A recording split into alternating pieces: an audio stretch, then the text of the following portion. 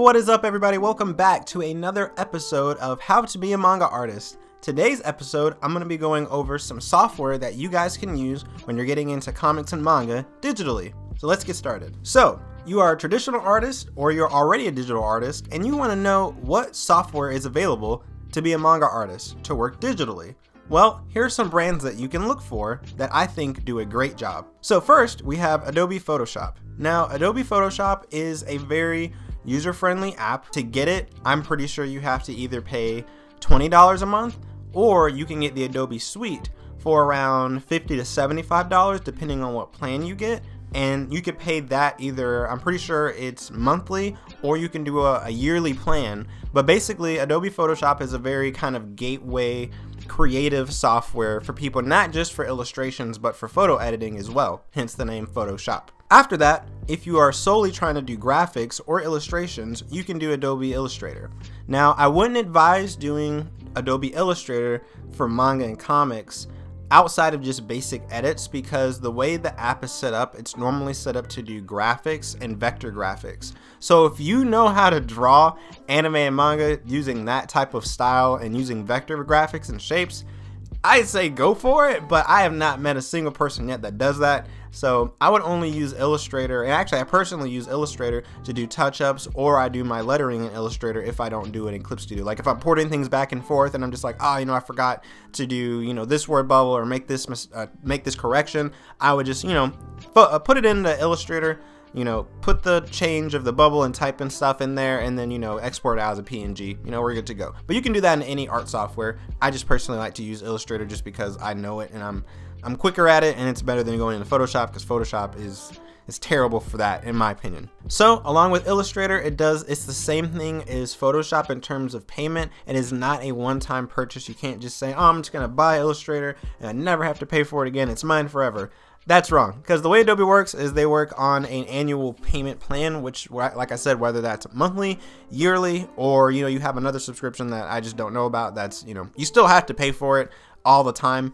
It's gonna get expensive, and honestly, if I were you, I wouldn't just get one, I would get them all, because if you are creating your comic and manga, you're going to need everything from Adobe in terms of branding yourself. If you plan on doing trailers, motion graphic stuff, and everything like that we'll go into in a later video, but if you're going to go ahead and invest in Adobe, I say get it all. Get Adobe Suite, pay $50 to $75 a month or yearly, and, you know, go from there. Now, this application has been around for a while, but not a very long time. It's, I guess, relatively new in the drawing industry in terms of, you know, illustration stuff. But Procreate, I've done a video before on Procreate, on my review on it, on, you know, what I liked about it, what I disliked about it.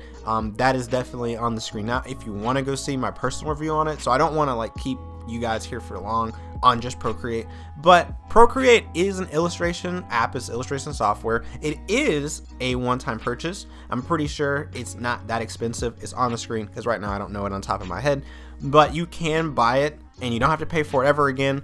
And what I like about Procreate and with some other apps is you can install brushes with it. So the people out there that use Procreate for illustrations or comics or manga already know, if you need a cloud brush, if you don't know how to draw clouds, you can download a cloud brush for free off of wherever you guys go. I don't know where you guys go to find these things, but someone makes these brushes and, you know, they upload them and you can get them for free, and I'm sure people charge money for brushes as well.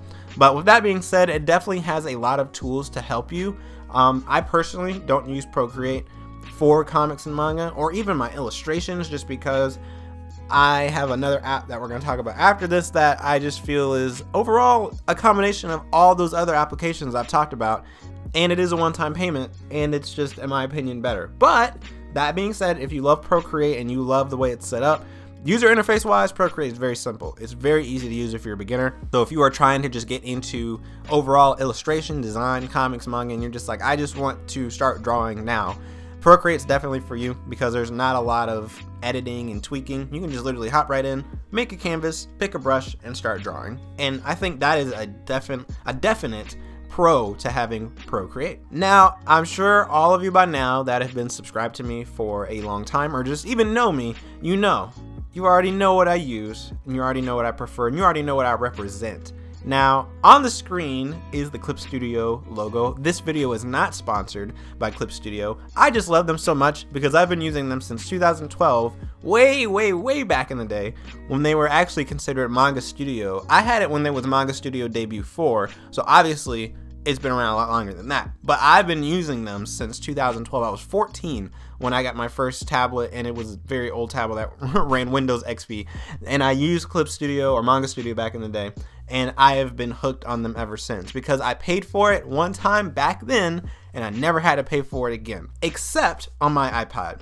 I don't know why I said iPad like that. iPad. There we go. So for all you people out there that are doing art on your iPads, yes, Clip Studio is an annual payment for Apple, but it is only $25 a year. So with that being said, even though you still have to pay annually, come on guys, $25 a year is not a bad deal, because I'm about to tell you guys what all Clip Studio has to offer, whether you're on the iPad or whether you're on Windows, because it's all the same. So first things first, let's talk about Clip Studio's user interface. Now, Clip Studio's user interface is actually very similar to Adobe's. So if you're coming from Adobe, or if you are starting in Clip and you go to Adobe, a lot of the terminology is going to be exactly the same. Your bar up top is going to be the same. The terminology in terms of like effects and like maybe files and all that stuff, all that technical stuff that you guys will eventually learn how to do without me talking about it. It's all the same. So once you start in Clip and you go to Adobe later on, if you choose to, the user interface isn't going to be that much of a change in terms of the art aspect.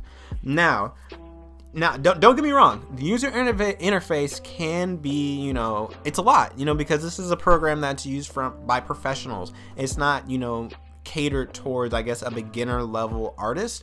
It's kind of catered more towards intermediate to master. But I'm not telling you guys that to scare you guys. I'm telling you guys that just because once you learn this user interface, you will pretty much know any other art software user interface out there, because it's all modeled roughly the same, because that's just how companies do it. And I'm pretty sure, I don't even know who started it, but somebody started it, some company started it, and everyone's like, oh, we're just gonna make ours the same, and that's the standard now. So get used to the user interface and you'll be fine. So let's talk about Clip Studio assets. I think this feature in Clip Studio separates it from all the other apps in the entire world, because they actually have a store built into their software. Well, it's kind of connected to the internet, but it's built into the software. It's weird, I know, but once you see it on the screen, you'll know what I mean. They have built an entire section dedicated for other creators and people from the company to put assets on their store that you can either buy with Clip tokens or Clip points, or some are just free. Some people make stuff and it's free. So it's similar to Procreate in terms of, you know, if I make a clout brush, I can upload it to the Clip asset store and people can buy it for free, or I can charge money for it. It just depends on the creator, you know, and how good the asset is. But there is so much stuff in the asset store that you guys can get for free that will help you out. I'm talking anatomy figures, I'm talking 3D models for buildings, for items, for weapons, for creatures. I'm talking brushes for powers, for effects, for buildings themselves, for even hair. They have brushes for hair. I didn't even know that was a thing, because it's like, you know, just why would you just draw your own? But I mean, if you don't know how to draw a giant ponytail, they have a brush for that. And I think that's really handy, especially for beginners, because it can help you. It can push your art further, don't get me wrong, because you can use a lot of the stuff there to help push your art and add to it. But in terms of just, you know, like I said, just jumping in and like, I want to draw something, the user interface, number one, is already set up. They have preset brushes and stuff that you can use, so that's not an issue. But let's say you don't know how to draw a person, you don't know how to draw a male or a female, download a 3D model, drag it over in there, and you can set up your own pose, and you can do a rough sketch of the pose and then go from there, and you can, you know, the possibilities are endless, guys. So the other thing that I love about Clip Studio is that Clip Studio is literally made. It's made and it's branded for comics and manga. It can be used for illustrations, don't get me wrong, because people do illustrations on it, people do animations on it. You know, I have examples on the screen now of just some of the stuff that I've done that you guys have seen on my social media. Illustrations, animations, you know, graphics, logos, all of that stuff is possible within Clip Studio because it is an illustration software, but they pride themselves on being made for comics and manga because they have so many presets just for that. They have presets for panels, they have presets for page sizes, they even have presets to set up your actual files for whether it's webtoon or whether you're just setting up files in general. You can set up, you know, this is my story, this is the name of it, this is the page numbers, hit OK, and it sets all that up for you as one big file, so you don't have to worry about stuff when you're exporting. It's all just there. They do such a great job of doing that type of stuff to cater to the manga and comic community that I think if you are getting involved in comics and manga, I honestly think you should get Clip Studio as your first software and work your way to the other ones in the future, because once you master Clip Studio, like I said, all of it's, you know, it's transferable, if that's a word. It's transferable to all these other graphic softwares that you can use in